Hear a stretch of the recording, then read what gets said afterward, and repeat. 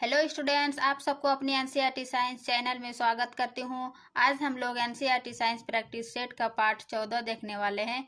इससे पहले हम लोग 13 पार्ट देख चुके हैं। जिसने नहीं देखे हैं और चैनल पर प्लेलिस्ट बना हुआ है, आप लोग वहां से देख सकते हैं। यह प्रैक्टिस सेट एनसीईआरटी बेस्ड बिल्कुल साइंस का क्लास 6 से 12 तक है, जो कि बीपीएससी टीआरई 4 या फिर किसी भी आने वाले टीचिंग एग्जाम के लिए काफ़ी महत्वपूर्ण है। चलिए शुरू करते हैं आज की क्लास। आज की क्लास है क्वेश्चन नंबर 21 से। इससे पहले हम लोग क्वेश्चन नंबर 20 तक देख चुके हैं। से क्वेश्चन नंबर 21, निम्नलिखित कथनों पर विचार करें। क्या है? एक नंबर, जिस न्यूक्लिक अम्ल में डीऑक्सीराइबोज मिलता है उसे आरएनए कहते हैं, या फिर जिस न्यूक्लिक अम्ल में राइबोज मिलता है उसे डीएनए कहते हैं। तो जैसे डीएनए का फुल फॉर्म होता है डीऑक्सीराइबोज न्यूक्लिक एसिड, तो उसे डीएनए कहते हैं। लेकिन यहाँ पे लिखा हुआ है कि जिस न्यूक्लिक अम्ल में डीऑक्सीराइबोज मिलता है उसे आरएनए कहते हैं। उसे आरएनए नहीं बल्कि डीएनए कहते हैं, क्योंकि डीएनए का ही फुल फॉर्म होता है डीऑक्सीराइबोज न्यूक्लिक अम्ल। वही जिसे और आरएनए का फुल फॉर्म होता है राइबोज न्यूक्लिक अम्ल। तो इससे डीएनए कहते नहीं, आरएनए कहते, ये उल्टा है। सत्य कथन का चयन करें, तो इसका आंसर हो जाएगा ना तो एक और ना तो दो, क्योंकि दोनों ही कथन उल्टा दिया हुआ है। फिर क्वेश्चन नंबर 22,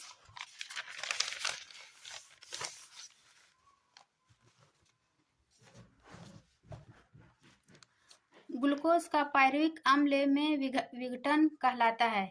इससे पहले हम लोग एक क्वेश्चन देखे थे कि ग्लूकोज का जो पायरुविक अम्ल में विघटन होता है वो कहाँ होता है। तो इसका आंसर होगा कोशिका दरों में।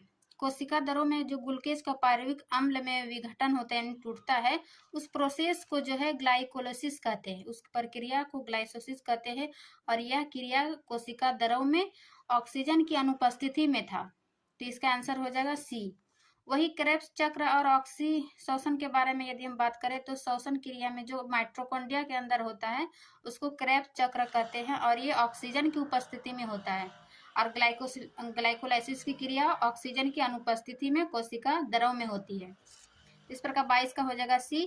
फिर देखते हैं 23 का, नीचे दो कथन दिए गए हैं जिनमें से एक को कथन ए एवं दूसरे को कारण आर कहा गया है। कथन ए क्या है कि श्वसनी पथ को एम्फीबोलिक पथ कहते हैं, या फिर श्वसनी पथ अपचयी वो उपचयी दोनों में भाग लेती हैं। कौन सा कथन सही है या कौन सा कथन सत्य है? तो देखिए, श्वसनी पथ को एम्फीबोलिक पथ कहते हैं। एम्फीबोलिक पथ क्या है? मतलब इसमें दोनों क्रियाएं होती है। दोनों क्रिया क्या? अपचयी और उपचयी, इसलिए श्वसनी पथ को एम्फीबोलिक पथ कहते हैं। अपचयी में क्या होता है कि इसमें मतलब भोजन का मतलब पदार्थ में टूटता है, विघटन होता है, इसको अपचयी कहते हैं। और उपचयी वही जो है वो जो मतलब अपचयन के दौरान जो पदार्थ का टूटा, विघटन हुआ, उसको मतलब संश्लेषण करना, ये उपचयी कहलाता है। तो इस प्रकार श्वसन में अपचयी और उपचयी दोनों क्रिया होती है, इसलिए इसको एम्फीबोलिक पथ कहते हैं। तो इसका एक कथन भी सत्य है, और आर कथन आर एक जो है एक की व्याख्या करता है। इसका आंसर हो जाएगा 23 का ए। फिर है 24 नंबर, सही सुमेलित करें। क्या है? ऑक्सिन साइटो, ये पादप हार्मोन दिया हुआ, पादप हार्मोन का क्या क्या कार्य है उसका दिया हुआ। ऑक्सिन, साइटोकाइनिन, एथिलीन, एब्सिसिक, ये चारों पादप हार्मोन है, मतलब प्लांट हार्मोन। ये ऑक्सिन का क्या कार्य है? ये कोशिकाएं की लंबाई में वृद्धि करना है, लेकिन यहाँ डायरेक्ट नहीं दिया हुआ कि कोशिकाओं की लंबाई में वृद्धि करना। देखिए, जब कोशिकाओं की लंबाई में वृद्धि होगा, लेकिन इस प्रकार का ऑप्शन यहाँ नहीं दिख रहा है, तो इसका आंसर होगा पुष्पन को बढ़ा देती है। जब कोशिका की लंबाई में वृद्धि करती है यानी पुष्पन को बढ़ा देती है। इसका जैसे कि हम लोग अनानास में देखते हैं, वो पुष्पन को बढ़ा बढ़ा के क्या करते हैं, वो एक बड़ा सा अनानास का निर्माण कर देती है। तो ये ऑक्सिन के कारण हुआ, ऑक्सिन हार्मोन के कारण। फिर है साइटोनिन। साइटोनिन हम सामान्यतः जानते हैं कि ये कोशिका विभाजन करता है। इसका एक क्वेश्चन पिछले लेक्चर में भी किए थे। क्या करते हैं? ये कोशिका विभाजन करता है, लेकिन यहाँ डायरेक्ट नहीं दिया, जैसे कि फलों को पकाने, तनाव सहने, पुष्पन को बढ़ाने, ये तो नहीं होगा। लेकिन जैसे पत्तियों में क्लोरोफिल पाया जाता है, वो उसके कारण भोजन बनता है, और पत्तियों में हरित लवक, पार्श्व परागो वृद्धि में मदद। मतलब ये कोशिका विभाजन करके ही हरित लवक भोजन निर्माण करता है और उसके वृद्धि में पार्श्व परों में मदद करता है। तो इसका साइटोकाइनिन का 3 नंबर हो जाएगा। फिर एथिलीन, एथिलीन क्या है? ये फलों को पकाने में सहयोगी होता है, एथिलीन फलों को पकाने में। फिर वही ये एब्सिसिक एसिड, एब्सिसिक एसिड क्या है? इसके मतलब पत्तियां मुरझा जाता है। जब पत्तियां मुरझा मतलब नई पत्ती मुरझा जाती है तो मतलब इसमें तनाव की स्थिति उत्पन्न हो जाती है, इसलिए इसको एब्सिसिक एसिड को तनाव हार्मोन कहते हैं। यानी ये पौधे में तनाव सहने में सहयोग करता है, क्षमता होता है इसको तनाव सहने का, इसलिए इसको तनाव हार्मोन भी कहते हैं। तो इस प्रकार इसका आंसर हो जाएगा 4, 3, 2, 1 यानी 24 का ए नंबर। ऑक्सीजन का पुष्पन को बढ़ा देती है और साइटोकाइनिन पत्तियों में हरित लवक पार्श्व और परोरो वृद्धि में मदद। फिर है एथिलीन फलों को पकाने में सहयोगी। एब्सिसिक पौधे में तनाव सहने में सहयोग। एब्सिसिक एसिड को तनाव हार्मोन भी कहते हैं। फिर आगे चलते हैं हम क्वेश्चन नंबर 25 कि गन्ने की खेती में किसके छिड़कने से तनों की लंबाई बढ़ती है? तो हम देखें पादप hormone oxygen, cytokine, ethylene, abscisic और एक होता है जिब्रेलिन, यानी 5 पादप हार्मोन है। तो 4 को हम देख लिए। जिब्रेलिन का क्या काम है? ये तने की वृद्धि में सहायक है, तने की लंबाई या वृद्धि। तो गन्ने की जो तना होता है उसी में कार्बोहाइड्रेट होता है, तो इसको मतलब लंबाई बढ़ाने के लिए इसमें क्या मिलाया जाता है? जिब्रेलिन मिलाए जाते हैं, ताकि उसको जो प्रति एकड़ में 20 टन की खेती ज़्यादा हो जाती है, जिस कारण उसका उत्पादन जो बढ़ जाता है, इसलिए उसमें जिब्रेलिन हार्मोन मिलाया जाता है गन्ने की खेती में तने की लंबाई के लिए। तो इसका आंसर हो जाएगा जिब्रेलिन, ये भी पादप हार्मोन है। फिर क्वेश्चन नंबर 26 फिर है क्वेश्चन नंबर 26 निम्नलिखित कथनों पर विचार करें। क्या है? वायु को अंदर लेना निःशोषण कहलाता है या फिर वायु को बाहर मुक्त करना अंतःशोषण कहलाता है? तो शोषण क्रिया में 2 चरण होती है, अंतःशोषण और निःशोषण। अंतःशोषण में क्या होता है कि जब हम वायु को बाहर से अंदर लेते हैं, जैसे कि हम श्वास लेते हैं तो हम अंदर क्या लेते हैं? ऑक्सीजन लेते हैं। तो इसे ऑक्सीजन वातावरण से अंदर लेने की क्रिया को निःशोषण कहते हैं। और वही हम कार्बन डाइऑक्साइड बाहर छोड़ते हैं, यानी वायु अंदर से वातावरण की ओर कार्बन डाइऑक्साइड छोड़ते हैं बाहर की ओर, तो उसे निःशोषण कहते हैं। तो वायु को अंदर लेना अंतःशोषण कहलाता है और वायु को बाहर मुक्त करना निःशोषण कहलाता है।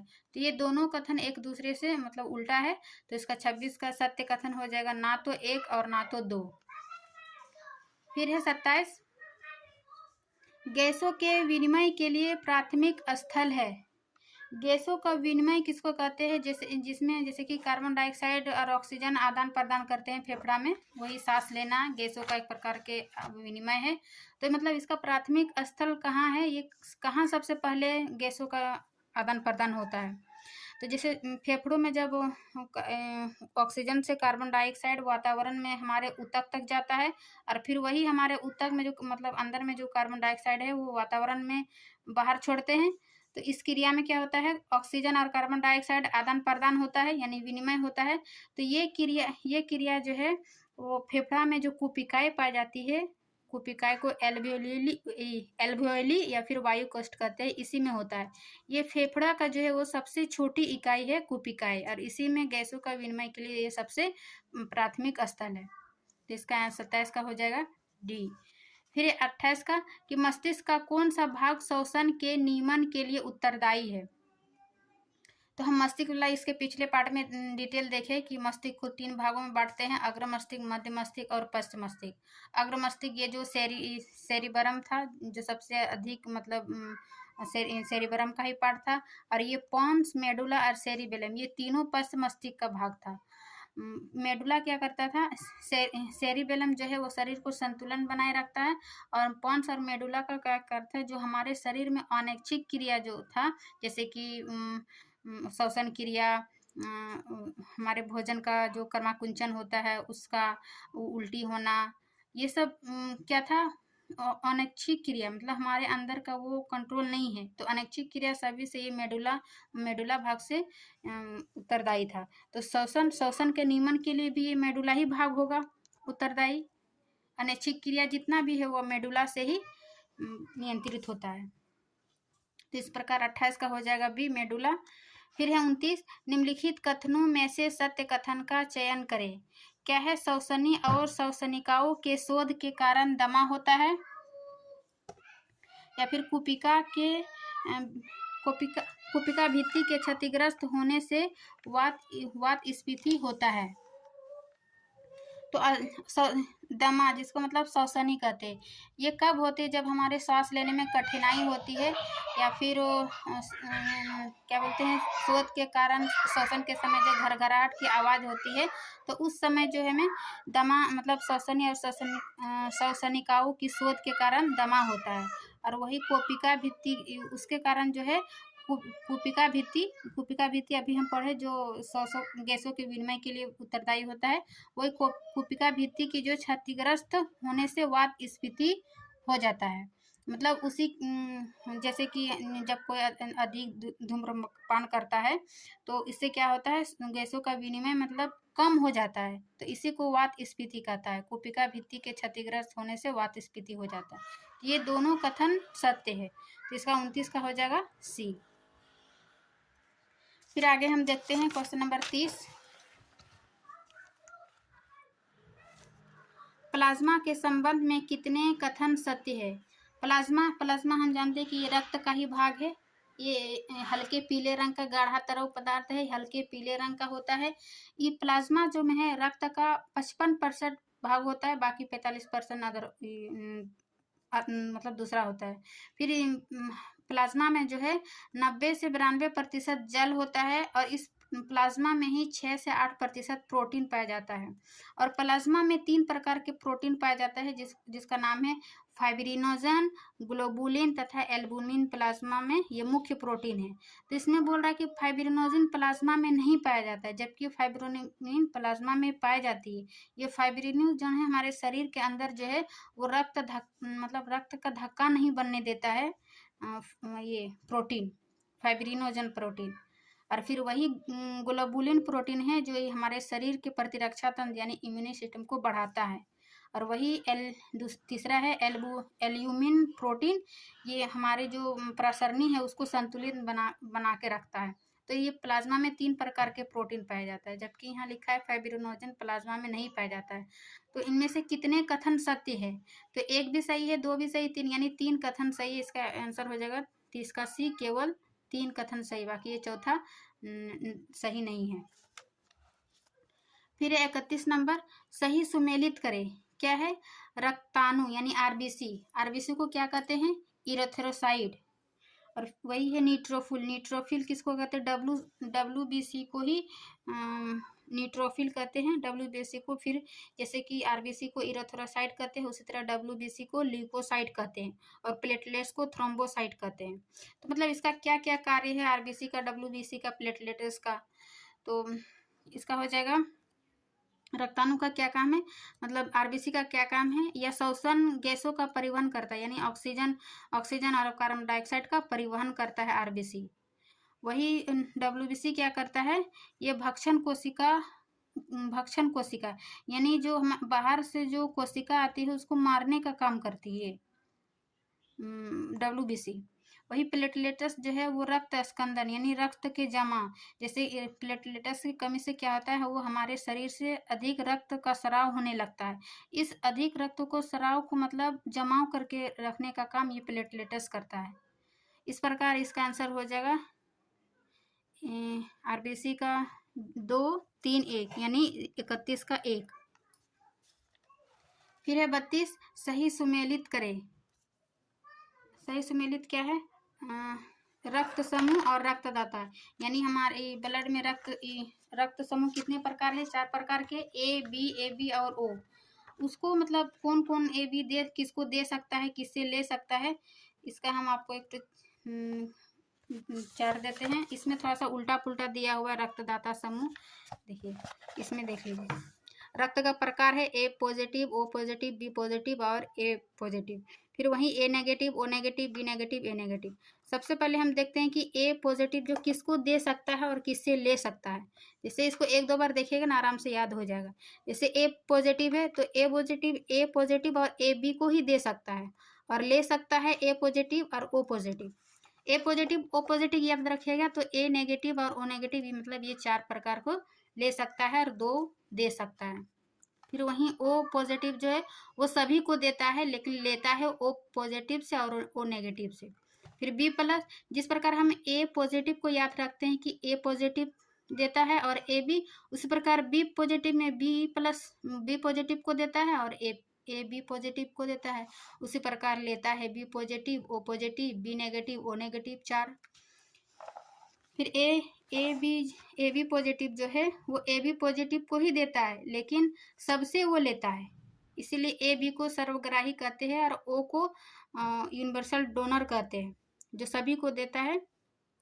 क्योंकि ओ में जो है वो उसमें कोई एंटीजन नहीं पाया जाता है, और ए बी में है जो कोई एंटीबॉडी नहीं पाया जाता है, इसलिए सभी से ले लेता है, ग्रहण कर लेता है।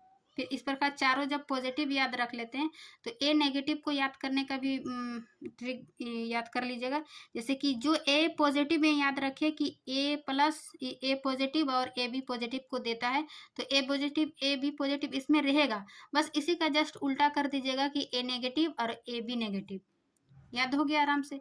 फिर ए नेगेटिव ओ नेगेटिव को देता है, ओ नेगेटिव जो है वो सबको देता है और लेता है केवल ओ नेगेटिव से। इस प्रकार ये जो टेबल है इसको 1 से 2 बार पढ़ लीजिएगा, आप लोग को आराम से याद हो जाएगा। स्क्रीनशॉट ले लीजिएगा आप लोग। चलिए फिर नेक्स्ट क्वेश्चन चलते हैं। अपूर्ण दोहरा परिसंचरण पद किसमें पाया जाता है? अपूर्ण दोहरा परिसंचरण थोड़ा सा हम जान लेते हैं कि पहले दोहरा परिसंचरण तंत्र क्या है, परिसंचरण पद क्या है, तब हम समझने में आसानी होगा कि अपूर्ण दोहरा परिसंचरण पद किसके कहते हैं। जैसे कि देखिए दोहरा परिसंचरण में क्या होता है कि शरीर से जब हमारे अशुद्ध रक्त सबसे पहले सिराओं के माध्यम से दायां आलिंद में आता है। ये दायां में क्या होता है, अशुद्ध रक्त होता है जो सिरा के माध्यम से हमारे शरीर में आए, शरीर से सिरा के द्वारा आया। फिर ये अशुद्ध रक्त तो है जो ये त्रिवलनीय कपाट के माध्यम से दायां नीले में जाता है। दायां नीले से फिर कहाँ जाता है, फेफड़ा में। ये फेफड़ा क्या करता है, अशुद्ध रक्त तो शुद्ध करके पल्मोनरी सिरा से बायां शुद्ध रक्त आलिंद में जाता है। इसमें शुद्ध रक्त आता है आलिंद में, और दायां आलिंद में अशुद्ध रक्त और बायां आलिंद में शुद्ध रक्त आया। फिर उसमें बायां आलिंद से नीचे आता है बायां नीले में। फिर बायां नीले से धमनी के माध्यम से ये शरीर के विभिन्न अंगों तक पहुंचा देती है। मतलब ये रक्त का हृदय 2 बार गुजरता है इससे, शुद्ध रक्त और अशुद्ध रक्त, इसीलिए इसको दोहरा परिसंचरण तंत्र करते हैं। मतलब ये हृदय से 2 बार गुजरता है, एक बार शुद्ध रक्त लेकर, अशुद्ध रक्त लेकर, फिर दूसरा शुद्ध रक्त लेकर। इस प्रकार दो बार हुआ। तो और अपूर्ण दोहरा परिसंचरण में क्या होता है, तो देखिए जैसे कि ये मनुष्य का 4 चैम्बर है, 2 आलिंद और 2 नीले। तो अपूर्ण दोहरा परिसंचरण में क्या होता है, इसमें 2 आलिंद और 1 नीले होता है। जब 2 आलिंद होगा 1 नीले तो अशुद्ध रक्त और शुद्ध रक्त जो है वो एक ही नीले में मिल जाता है। इस प्रक्रिया को अपूर्ण दोहरा परिसंचरण तंत्र कहते हैं। एक ही नीला है, जब अशुद्ध रक्त नीले में जाता है और फिर शुद्ध रक्त फिर नीले में ही आकर मिल जाता है, मतलब एक ही नीले में मिल जाना, ये अपूर्ण दोहरा परिसंचरण तंत्र कहते हैं। और इसमें किसमें होता है अपूर्ण दोहरा परिसंचरण, ये उभयचर और सरीसृपों में। उभयचर में जैसे मेढक में आ गया और सरीसृप में सांप आ जाता है। तो इसका अपूर्ण दोहरा परिसंचरण पद किसमें पाया जाता है, तो इसका आंसर हो जाएगा उभयचर में। अगर सरीसृप यानी रेप्टाइल रहता तो वो भी आंसर हो जाता, लेकिन यहाँ सिर्फ उभयचर है। जबकि मछली में 2 चैम्बर पाया जाता है, स्तनधारी में 4, और इस प्रकार इसमें केवल उभयचर में पाया जाता है। फिर क्वेश्चन नंबर 34, निम्नलिखित कथनों में असत्य कथन का चयन करें। क्या है 120 mmHg, यानी Hg यहाँ पारा को डिनोट किया है, मिलीमीटर में मरकरी को अनुशीतलन दाब कहते हैं, यानी 120 mmHg को अनुशीतलन रक्त दाब कहते हैं, या फिर 80 mmHg को प्रकुंचन दाब कहते हैं। और 140/90 mmHg या इससे अधिक अति तनाव प्रदर्शित करता है, यानी कि जैसे हमारे मनुष्य में मतलब रक्तचाप जो है वो सामान्यतः 120/80 होता है। तो ये जो ऊपर वाला 120/80 है उसको क्या कहते हैं, तो 120 mm जो होता है, mm में मरकरी, तो इसको प्रकुंचन कहते हैं, मतलब प्रकुंचन या फिर पंपिंग दाब, मतलब ये पंपिंग करता है ऊपर वाला प्रकुंच, इसीलिए इसको प्रकुंचन कहते हैं। और नीचे वाला जो 80 mm होता है वो अनुशीतलन कहते हैं। अनुशीतलन मतलब ये विराम काल में विराम रहता है, इसीलिए इसको अनुशीतलन रक्तदाब कहते हैं। तो 120 को प्रकुंचन या पंपिंग और 180 को अनुशीतलन या फिर विराम अवस्था में रहता है। तो ये दोनों उल्टा दिया हुआ है। फिर वही 140/90 mm या इससे अधिक अति तनाव प्रदर्शित करता है, बिल्कुल सही, मतलब 120/80 से यदि अधिक हो जाए तो वो क्या होगा, अति तनाव प्रदर्शित करेगा। तो इसका औसत कथन का चयन करें, यानी औसत कथन 1 और 2 दोनों हो जाएगा, इसका आंसर हो जाएगा सी, जबकि 3 नंबर ये सही है, ये अधिक होने से ये अधिक तनाव प्रदर्शित करता है। फिर क्वेश्चन नंबर 35, निम्नलिखित में से कौन अमोनिया उत्सर्जी प्राणी है। देखिए उत्सर्जी यानी उत्सर्जन करता है, तो कौन अमोनिया उत्सर्जी प्राणी है, यानी कि मतलब जो जीव अमोनिया को उत्सर्जन के रूप में बाहर निकलते हैं उसको अमोनिया उत्सर्जी प्राणी कहते हैं, या फिर अमोनोटेलिक, यानी उत्सर्जन के आधार पर जीव को, जानवर या जीव को 3 भागों में बांटते हैं, अमोनोटेलिक, एक है यूरियोटेलिक और तीसरा है यूरिकोटेलिक। अमोनोटेलिक में क्या होता है, ये अमोनिया को बाहर निकलता है, और यूरियोटेलिक में क्या करता है, ये यूरिया को बाहर निकलता है, जैसे कि मनुष्य, इसमें आ जाएगा उभयचर, ये सब। और वही यूरियोटेलिक में है जो जंतु मतलब यूरिक एसिड को उत्सर्जन के रूप में बाहर निकलता है, इसमें आ जाता है अर्थोपोडा और सांप, पक्षी, ये मतलब मल को अपने ठोस रूप में बाहर निकलता है। और ये अमोनियोटेलिक जो है इसको मतलब ये चूंकि अमोनिया एक विषैला गैस है, तो इसलिए इसके निष्कासन के लिए पानी का होना आवश्यक है। तो ये प्रायः मतलब जलीय जीव जंतु में अमोनियोटेलिक उत्सर्जन होता है, जो अमोनिया को बाहर करता है। तो इसका आंसर हो जाएगा जैसे कि समुद्री मछली, चूंकि ये भी जल में रहता है, और एक होता है अस्थिल मछली, मतलब कुछ अस्थिल मछलियों में भी पाया जाता है। तो इसका आंसर दोनों होना चाहिए, लेकिन यहाँ पे मेनली इसको डी माना है, अस्थिल मछलियाँ। तो इसको याद रखिएगा, अमोनियोटेलिक जो जलीय जंतु है वो अमोनिया को उत्सर्जन करता है। फिर नेक्स्ट चलते हैं 36, क्या है, मालपिघियन नलिकाएं पाई जाती है। मालपिघियन नलिकाएं क्या कहाँ पाई जाती है, तो इसका आंसर हो जाएगा तिलचट्टा में, क्योंकि तिलचट्टा में जो है कीटों में जो है वो अधिकांश उत्सर्जन की क्रिया मालपिघियन में होती है, जो कि नाइट्रोजनी अपशिष्ट होता है तो इसमें बाहर निकालने में मदद करती है ये मालपिघियन नलिकाएं। तो इसका आंसर हो जाएगा 36 का ए। फिर हम जानते हैं 37, क्या है, तेल ग्रंथि सीबम द्वारा निष्कासित पदार्थ है। तेल ग्रंथि या फिर जिसको श्वेत ग्रंथि भी कहते हैं, या क्या करते हैं, जो हमारे त्वचा में मतलब श्वेत ग्रंथि से क्या निकलती है, पसीना निकलती, जो एक जलीय द्रव होता है, और जिसमें नमक, यूरिया, लैक्टिक अम्ल होता है, जो कि वाष्पीकरण करके हमारे शरीर को ठंडा देता है ये पसीने के माध्यम से।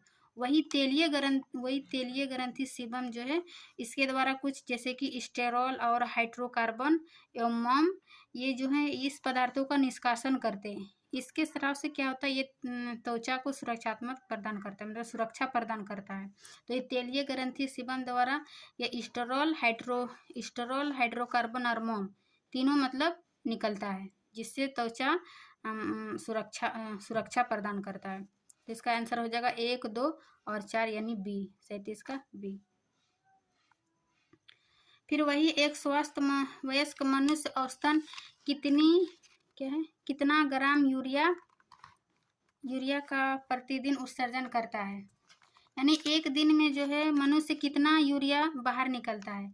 तो इसका सामान्यतः देखा जाए तो 1 से 1.5 लीटर मतलब मनुष्य मूत्र का उत्सर्जन करता है, लेकिन यहाँ ग्राम में पूछ रहा है तो यहाँ 25 से 30 ग्राम हो जाएगा, और अगर लीटर में पूछेगा तो 1 से 1.5 लीटर हो जाएगा। और मनुष्य का मूत्र का pH जो मान होता है वो 6 होता है, यानी अम्लीय माध्यम होता है इसका मूत्र का। तो इस प्रकार इसका आंसर हो जाएगा 25 से 30 ग्राम। फिर ये पसलिया अधर भाग में किससे जुड़ी होती है, तो इसका आंसर होगा उरस्थी, ये उरस्थी से जुड़ी होती है। फिर है 40 आज का क्वेश्चन का लास्ट, जैसे कि सही सुमेलित करें, क्या है, हड्डियों का नाम दिया हुआ है फीमर, फिबुला, कार्पल्स और मेटाकार्पल्स। तो मतलब कहाँ कहाँ पाया जाता है फीमर और फिबुला, कार्पल्स, मेटाकार्पल्स। तो फीमर जो है जैसे कि हम जानते हैं हमारे शरीर की सबसे बड़ी लंबी अस्थि होती है जो कि जांग में पाया जाता है, तो इसका आंसर हो जाएगा फीमर का सबसे लंबी अस्थि। फिर वही फिबुला क्या है, यह टखनों की अस्थियों को फिबुला कहते हैं। और वही कार्पर क्या है, कलाई की हड्डी को कार्पल कहते हैं, और मेटाकार्पल हथेली की अस्थियों को मेटाकार्पल कहते हैं। इस प्रकार इस 40 का आंसर हो जाएगा डी, यानी फीमर शरीर की सबसे बड़ी लंबी अस्थि, फिबुला टखनों की अस्थि, कार्पेल्स कलाई की अस्थि और मेटाकार्पेल्स हथेली की अस्थियाँ। इस प्रकार 40 का हो जाएगा डी। तो आज का क्लास यहीं तक रखते हैं, मिलते हैं नेक्स्ट क्लास में। वीडियो अच्छी लगी तो लाइक एंड सब्सक्राइब ज़रूर करें। मिलते हैं नेक्स्ट क्लास में। Thank you.